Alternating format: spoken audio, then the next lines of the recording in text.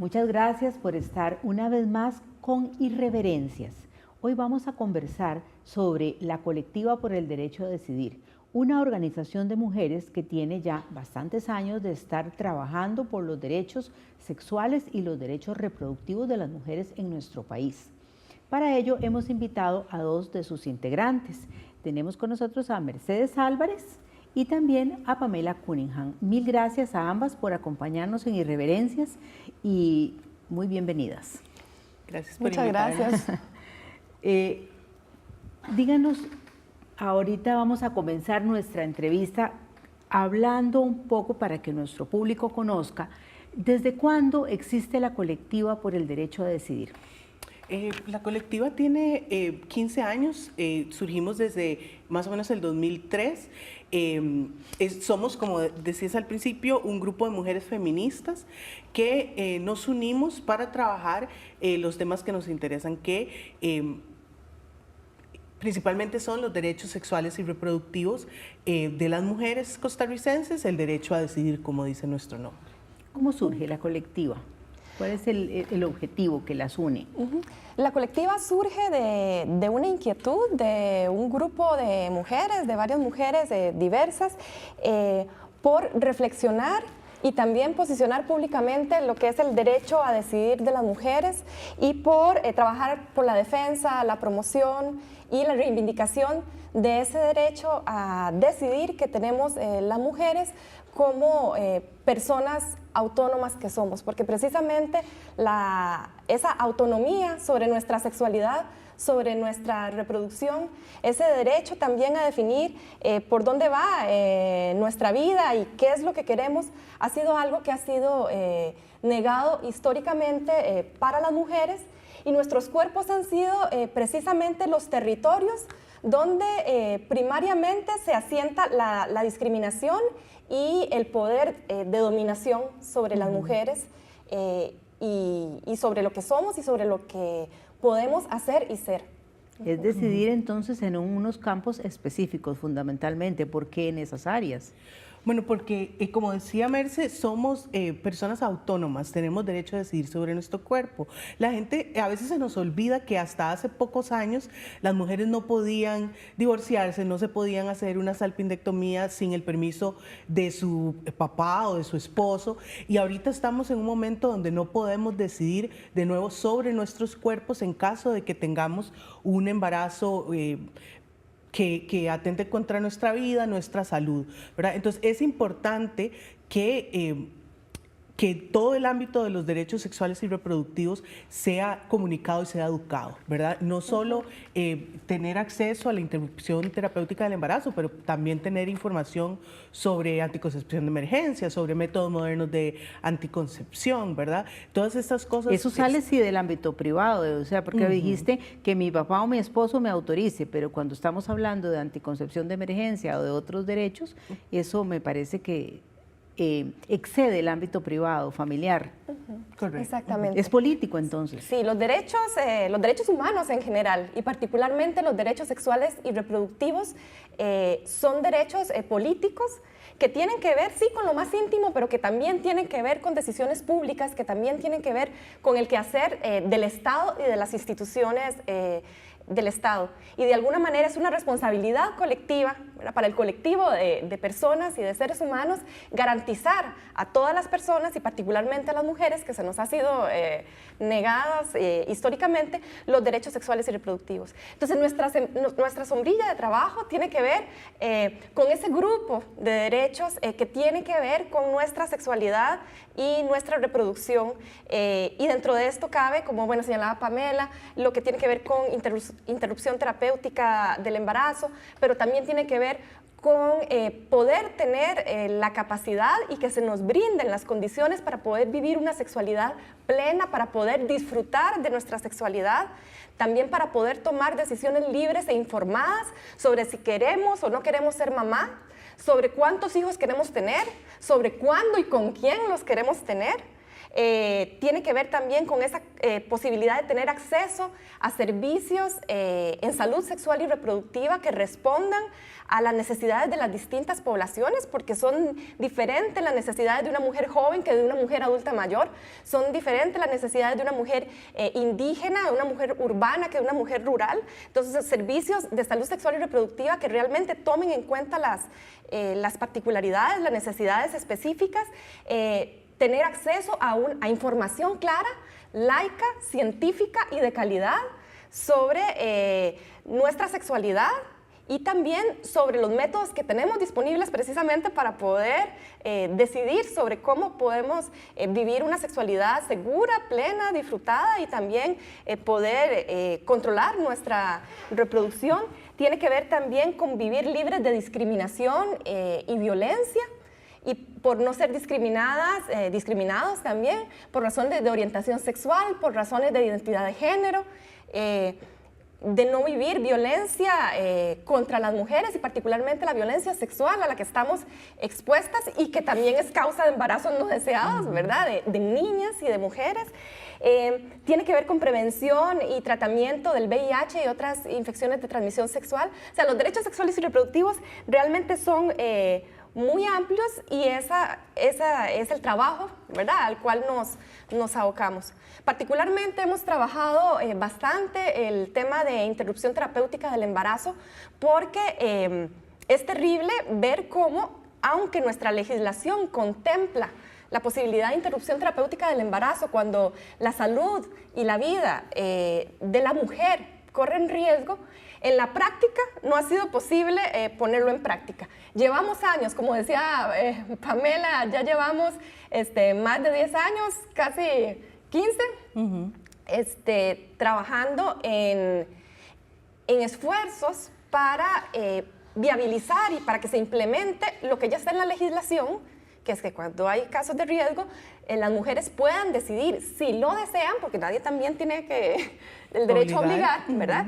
Pero puedan tener la posibilidad de tener un aborto terapéutico y no ha sido posible. El Estado se ha comprometido en diversos momentos y no ha cumplido sus Correcto. Inclusive el Estado se ha comprometido, como decía Merce, en varias ocasiones. Hemos estado cerca, hemos co-creado junto con diferentes organizaciones de la sociedad civil y el Estado una guía de interrupción técnica del embarazo, terapéutica, del embarazo, y al final nada pasa, ¿verdad? Porque las decisiones políticas o los derechos de las mujeres, los derechos sexuales de las mujeres terminan siendo una carta política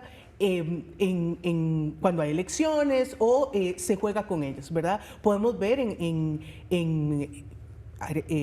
Brasil ahorita, en Estados Unidos en el pasado, en Costa Rica en estas elecciones, donde los derechos de las mujeres, el derecho a una interrupción terapéutica del embarazo, básicamente fue una de las cartas que utilizaron para tomar decisiones y para buscar alianzas, porque estos derechos de las mujeres terminan siendo decididos por otros, normalmente. Vamos a ir a una pequeña pausa y estamos de regreso en unos segundos con Irreverencias, hablando sobre los derechos sexuales, los derechos reproductivos de las mujeres y el esfuerzo que ha hecho la colectiva por el derecho a decidir para impulsar y promover estos derechos.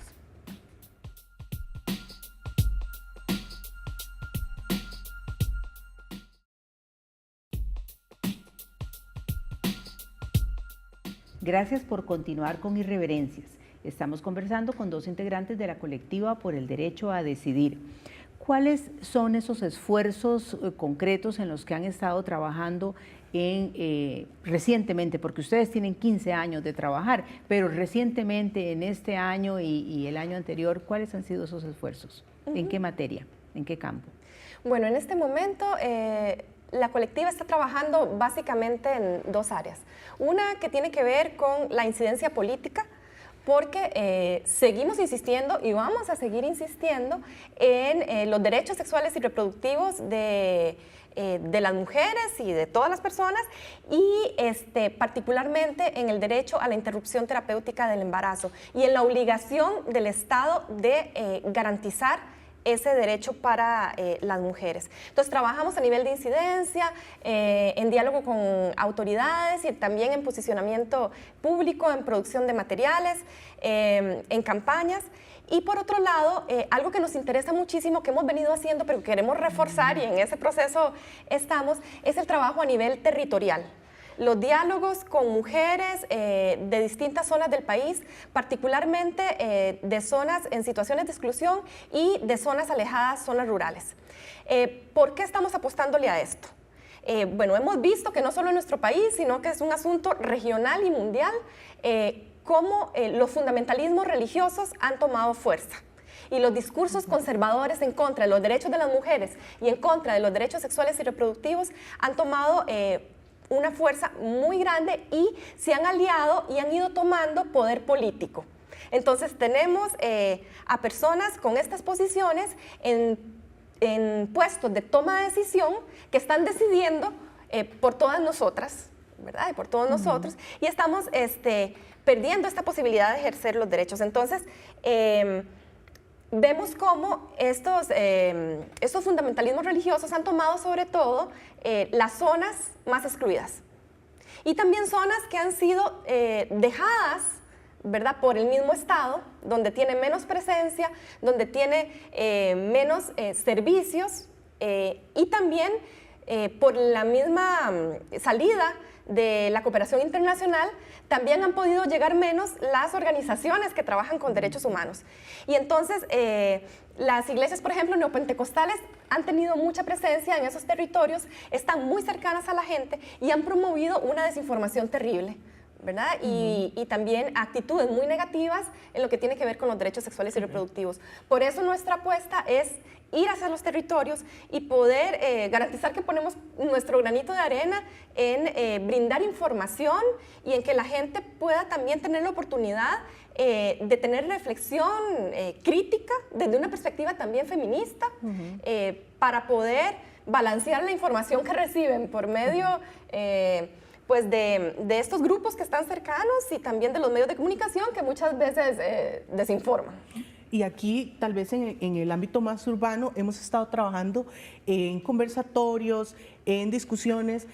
Por ejemplo, recientemente tuvimos un conversatorio sobre el impacto a la salud de las mujeres de los cambios al plan fiscal, por ejemplo, de la reforma tributaria. Entonces, ese tipo de cosas que a veces no pensamos que tienen una afectación específica a los derechos sexuales y reproductivos, sí lo tienen, ¿verdad? Por ejemplo, si aumenta el precio de los medicamentos, los anticonceptivos van a aumentar, las personas que lo compran puede que no tengan acceso a esos anticonceptivos, ¿verdad? Y va generando una afectación en los derechos de las mujeres. Yo también quería mencionar que hay una cosa que sí hemos trabajado históricamente y que para nosotros es importante que sepamos que la colectiva ha estado históricamente trabajando en esa incidencia política a través de la creación de ese protocolo de interrupción terapéutica del embarazo. Para nosotros siempre ha sido importante, nosotros tenemos el conocimiento y lo hemos compartido con el Estado.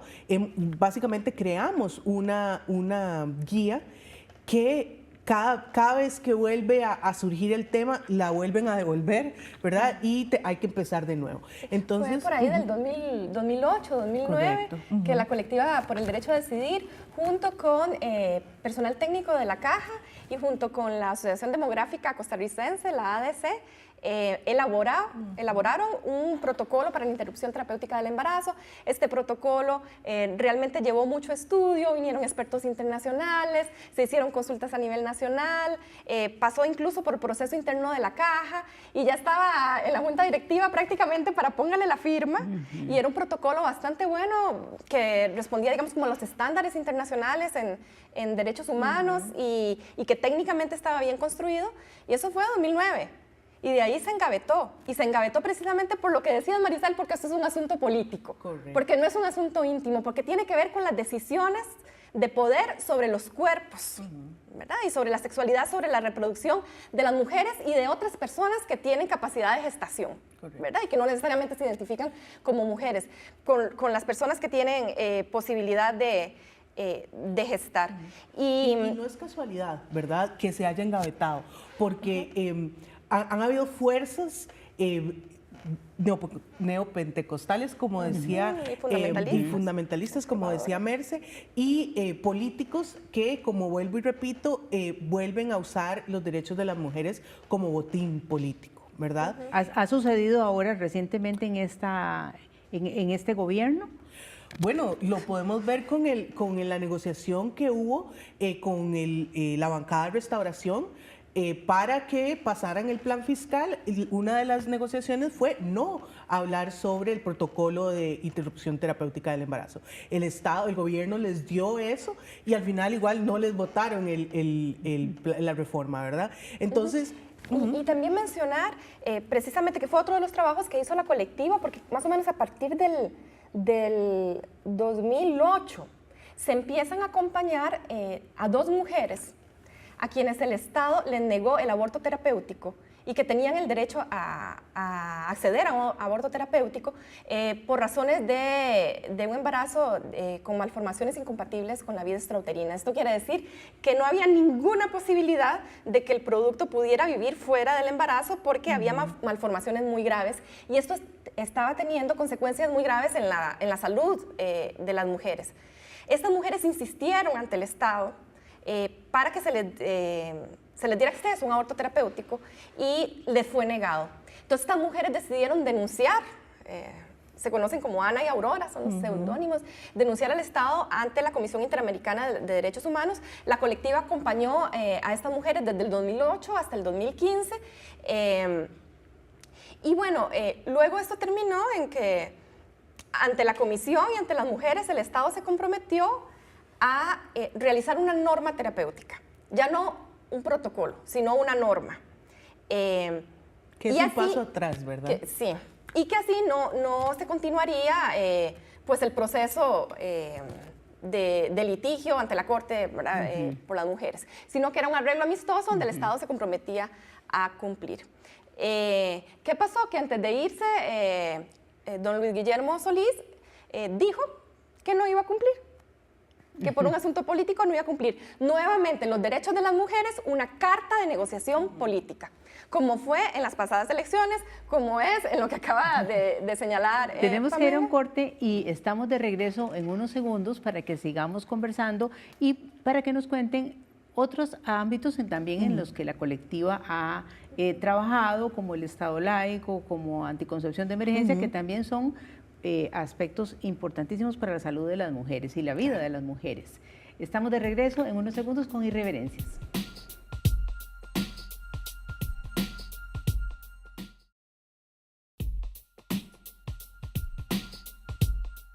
Gracias por continuar con Irreverencias. Estamos conversando con personas integrantes de la colectiva por el derecho a decidir. Hay algo muy importante y que no quiero que olvidemos, y es este calendario. Este es el calendario número 14, es así. Tienen 14 años de hacer este calendario. Explíquennos un poco a qué se debe este calendario, qué significa y qué es lo que contiene.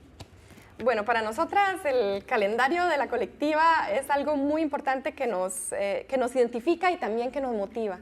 Y mucho de esa motivación viene también de la historia, de cómo surge la elaboración de estos calendarios por parte de la colectiva.